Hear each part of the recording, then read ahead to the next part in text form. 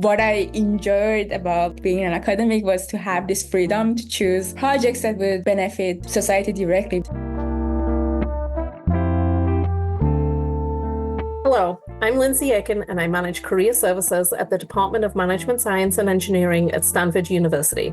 Welcome to MS&E Stories and Voices, Graduating Student Profiles. Exploring widely is something Stanford and MS&E encourages our students to do.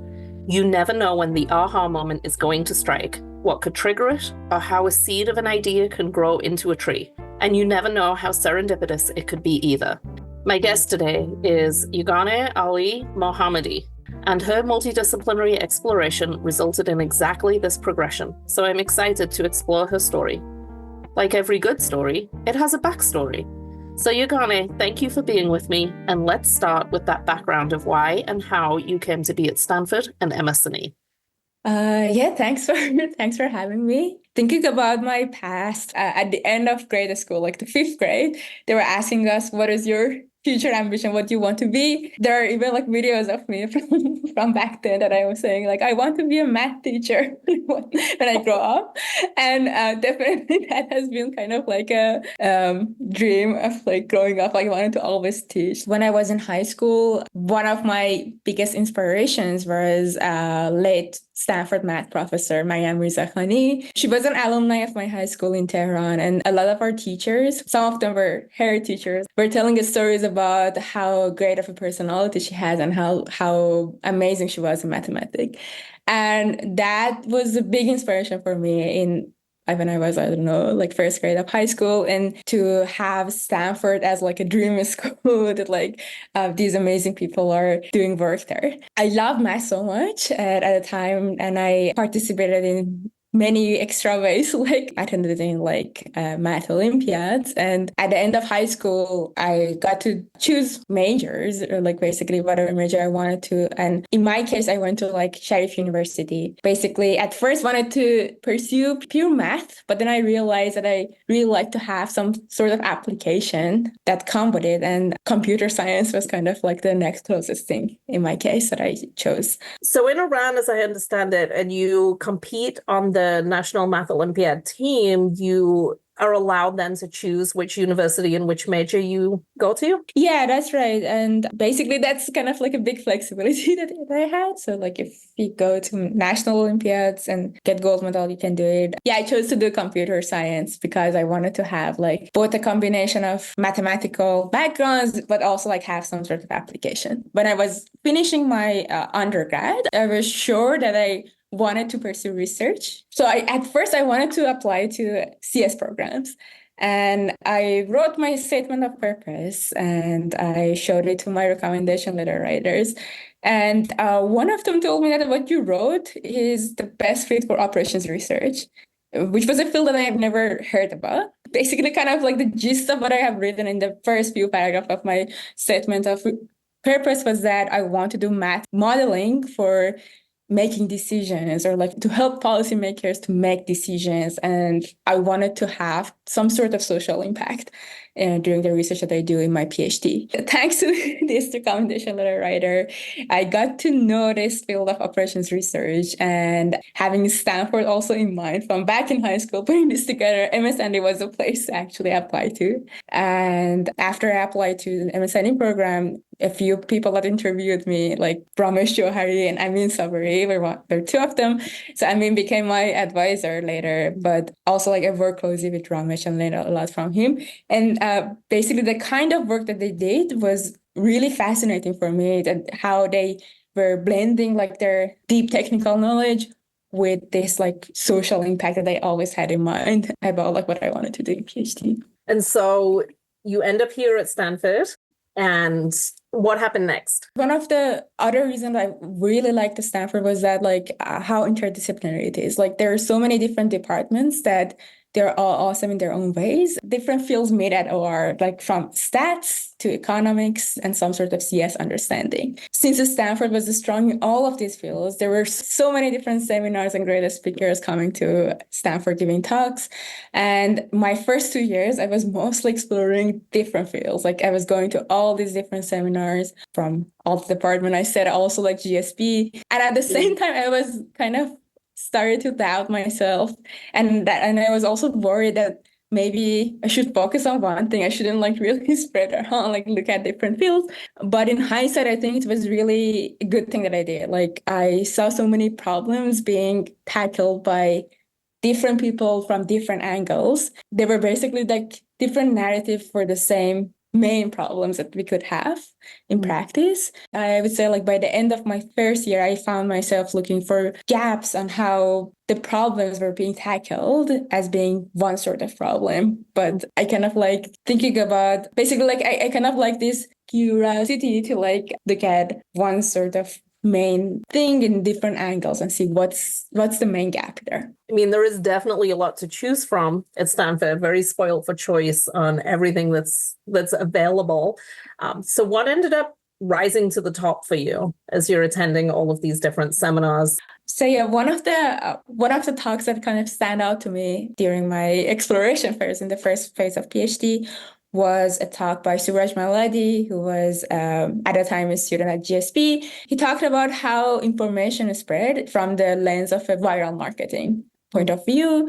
The result, which was a joint work with my advisor, Amin, and another advisor in GSP, was showing that how it's better to choose just a few random people to give information, to seed information to them, rather than optimize your target's initial phase. It was a very neat and clean result. And I had the technical background to look at the mathematical side of it, which is coming from graph theory to model social networks. But what I wish was that I hoping that there was a unifying theory to kind of the way that they're looking at the problem was like looking at different social network as random graphs and describe the result mathematically through them. So I was wishing that if there was just one theorem, like describing like a broader spectrum of it. At the time I talked with Amin and started thinking about this project, kind of building it up in winter 2019, we kind of defined a kind of a toy problem in terms of infection spreads. This is well before COVID-19. And I was thinking maybe this is not very like the infection epidemic kind of is not something that's super hot. Like when people wouldn't like really like the application that much. I was just thinking of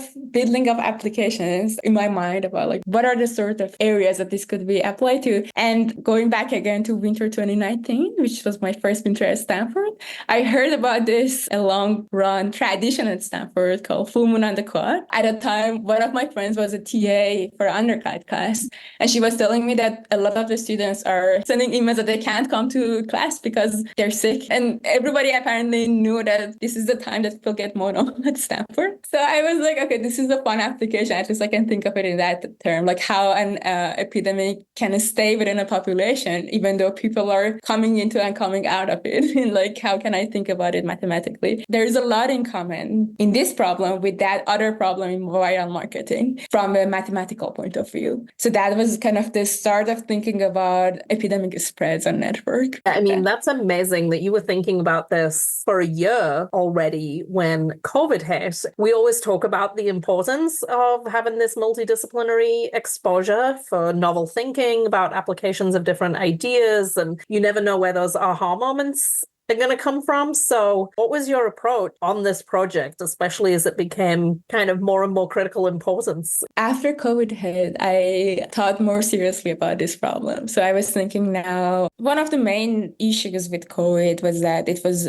going on so fast, and it was also like at the same time very difficult to get data from what's happening. So I was wishing in my mind that can I build a theory that would only use small data, but use it in a way that rigorously can predict the future course of an epidemic. It took us some time to like build that theory, but basically the main topic of my thesis become that sort of like epidemic spread over networks using only small network information. Like if I want to like describe the result in like a few sentences, is that what we discovered was that if we have data about local interactions of a few individuals, can be enough to get an accurate prediction of future course of an epidemic for a wider area. This local interaction can be something like how a person interact, how many friends they have, or how many household members they interact with. And we actually proposed a way to gather this data which in some sense is kind of similar to contact tracing, but there are so many differences in the sense that instead of asking a person who did you contact after you got sick, is basically asking a person who would have infected you, kind of going backward in time to see who are the patient zero. If I want to say practical component of this part was that as we run our experiment in SF Bay Area Mobility Network, we found that only getting information of 5 to 10% of the overall population is enough to get an accurate picture of future course of the SIR epidemic. Which, I mean, that can have a huge impact. And we saw with our student body as well as our professors just how involved a lot of you were on these real life projects that were going on at the time. I think back to Isabel Rao, who I interviewed last year for this podcast. She was working with Professor Margaret Brandeau to figure out the best outcome distribution of vaccine wise. I'm going to assume that you were involved in something. Yeah, so basically in fall 2020, I got involved in a project with Ramesh Johari, David Shankar, and a few faculties in med school. Basically at the time, Los Angeles School Unified School District reached out to Stanford about how they can plan their reopening strategies. So just a little bit of short history is that March 2020, they canceled the in-person education. And it was a huge deal for many students, especially students from lower socioeconomic, some of them getting their only meal at school. There were so many aspects that schools could help them, not just on the educational side. So back in fall 2020, Ramesh told me about this project and I got involved along with another student. The debate was about should we reopen at all or not. At the time that I joined, basically in September, another big school district, New York City school district opened and there were so many outbreaks coming out. There were so many worries of this is maybe not the right way. So the goal of our project was to basically inform what are the mitigations that should be taken by the school so that we can come back. Thinking about this question, one important concept was that what do we mean that students are safe? What do we mean by risk? How should we define it? And at the time, a lot of the ways that we thought about risk of reopening was in an absolute way, meaning that, for example, there were thresholds, there were guidelines by, for example, the state that said, if the case counts are up to a threshold, then students can come in person, otherwise they can't. The first order thing that we did was that, maybe we should change this way of thinking about risk because there's so many unknown about the case numbers. In COVID, for example, it's very dependent on how much tests are available to the population. There's so much variability and it's not the most reliable thing. So instead of just looking at an absolute risk in mind, we propose to have this relative risk, meaning that can be just pure numbers, can be per the community level risk for students versus them being just a school when we have these mitigations for them available. Having that in mind, we use this knowledge of epidemics and networks to build simulation models to compare different mitigation strategies and see whether schools can be safer for students versus the community or not. For example, we looked at how frequent school can test students and then after that, quarantine or have isolation strategies for positive tested students and contact tracing strategies for difference from 3 days a week to weekly or bi-weekly. This sort of the high level kind of result was that at a time, if schools could have implemented a weekly testing strategy following that, do this contact tracing, then there will be in all these different scenarios of case rates that students will be safer in the school compared to the community. This was all in discussion with Los Angeles Unified School District and they finally implemented it in March 2021. And looking at the data retrospectively in LAUSD area, the case rates until the Omicron waves with these mitigation strategies was much lower than the whole LA County, which is, hugely impressive. I guess it's great news, in retrospective, when you look at it, for the students to be able to go back, especially if they are in these more disadvantaged parts of the district. For sure. You can see your animation as you talk about this project and your excitement about it. It looks and sounds like being able to have an impact like this was really meaningful for you. Now you're going to be graduating. Are you going to be able to continue with research that can have an impact? Yeah, definitely. Like, one of my main motivations of staying at academia was to be able to do research that have societal impacts. I actually done a few internships during my course of study at Stanford to see what it feels like to be in industry.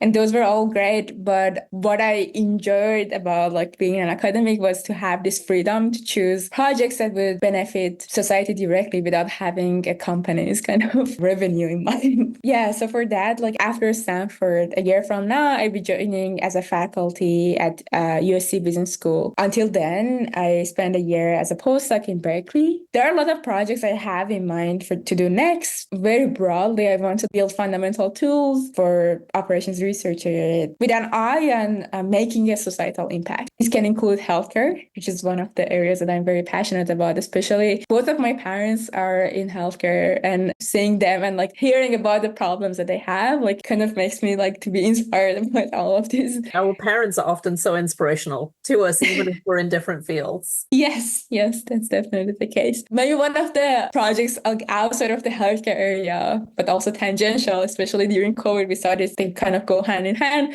is supply chain problems. And at Berkeley, I want to work on basically like making supply chain network more sustainable, both for society and the environment. And a lot of the tools that are used in studying the supply chain networks is, again, like mathematically similar, can be used in understanding other kind of networks, like our social network or like infection networks of transmissions. Of course, the domain knowledge is very different, but I think a lot of this mathematical fundamental tools can be transferable. And I want to like work with the supply chain experts there at Berkeley to like work in this like sustainability issues next. So Yegane, this has been so fascinating. I love all of the practical applications of the research that is happening in the department. I always find that really exciting. I always find that it makes it very accessible when we can think about what those actual applications are. I am going to segue across into the final 3 questions that I always ask everybody. And the first one that is, what would be your advice for someone who is coming into the PhD program at MSNE, but a little bit outside of the box and something they might not have heard from someone else already? That's a good question. I think one thing I didn't hear or I didn't know about PhD was that at times you might feel stuck in your research, like especially like mid PhD or like kind of early phases. I felt stuck in the research projects and I was very worried that like, oh, this is wrong. Maybe I'm not cut off for doing research. I just wanted to say to this early PhD student that don't worry about it too much. This can be actually a positive sign. When you get stuck and unstuck yourself and stuck again and unstuck yourself, it's usually the time that you're kind of pushing the boundaries. Like that's the interesting time of your research. Usually breakthroughs kind of happens after that. I mean, like right now I have done much more research and still like this being stuck happens, but right now I don't get like stressed over it. Just know, okay, this is the right problem I'm looking at. Part of the process. Like just trust the process. It's such a resilient way of thinking about it. I think it's just like very natural with PhD. Also, another thing that like I would say like make lots of friends along the way. And this is like what matters the most, I guess. Like your peers, they're all incredible individuals and they're all going to be leaders in their own fields. It's great to know each other very well. That's always really nice too. Friends are everything. And so your life maxim, signature phrase of yours that you like to live your life by. What I would want to say about my life maxim is that I try to be authentic. Even if it's not always the most comfortable thing to do, I don't want to just change myself for the sake of being more likable. It's okay to be unique and be different in ways from others. Yeah. Embrace what it is that makes you you. Yeah. And then my final question is 2 books and a podcast. So 2 books that everybody should read. One of them MSNE related or adjacent, and then the other one complete free choice. And then also your favorite podcast. So about the 2 books, kind of related to MSNE is the book called Mindset by Carol Dweck, who is also a Stanford professor. It's not related to the research of MSNE. The reason I said it's related is because I read it in my second year at Stanford as a suggestion by another friend. It changed my view about myself and how I work and all this growth, having this growth myself in PhD helped me a lot. And I think I would suggest it to PhD students also read it, or like anyone in higher education read it. The unrelated book, I would suggest The Kite Runner by Khaled Hosseini, who is an African-American writer. And it's kind of like an autobiographical story that he wrote, bringing things about his own life. What I like about it is that there are like dark parts of the stories about war and how it affects people, but there's a lot of hope in this book that I really enjoyed, and reading it and like having this in mind also as an immigrant also was really, I don't know, relatable for me. I will have to move it up my to be read pile, I think. Podcasts. I have a lot of podcasts. One is In Our Time by BBC, and which is about like, there are like different short history or like science snippets that they talk about every day. Another media that I like is In a Nutshell or Kurz Kazakh. It's basically a YouTube channel that plays like 20-minute science videos in animation that you can just watch and learn from it when you're having a dinner or something. That one sounds really fun too. Well, again, thank you so much for being with us today. I'm going to wish you, I'd say I'm going to wish you luck, but I don't feel like you're going to need a lot of luck. You're someone who makes your own luck with this mindset that you have of being very open-minded and experiential with things and experimenting and studying and thinking widely. Thank you so much. Thank you for the compliment. It was very fun to do this. Thanks for having me. You're welcome. Best of luck in your future.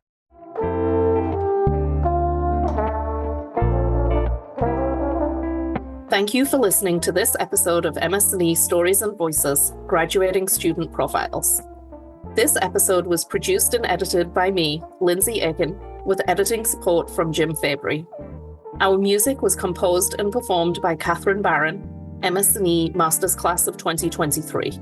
Please be sure to subscribe to us on Spotify or whichever platform you're listening on. And check out our website at msne.stanford.edu. That's msande.stanford.edu. Thank you again, and we'll see you next time.